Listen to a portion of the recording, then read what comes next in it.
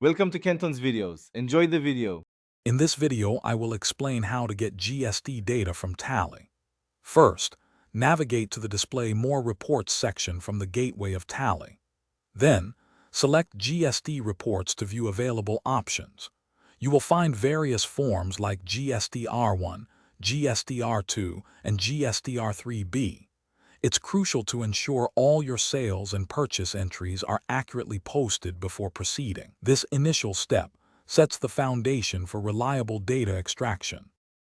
Once inside the GST Reports menu, you can choose the specific return you wish to generate.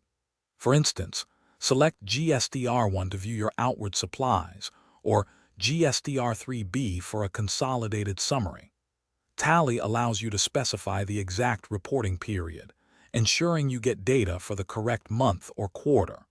Always take a moment to review the report for any discrepancies or pending actions before moving forward. After generating your desired GST report, the next step is to export the data. Look for the Export button, usually located at the top right of the report screen.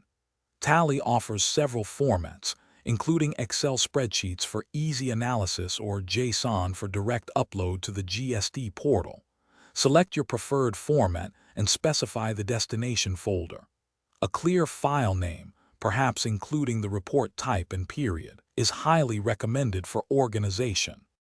Once the data is exported, it's essential to open the file and perform a quick verification. Compare a few key figures, like total taxable value or total tax amount, with what Tally displayed. This ensures data integrity.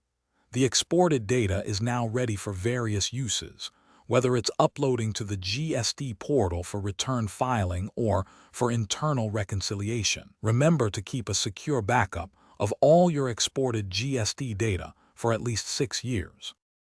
Thanks for watching. Consider subscribing if we helped you.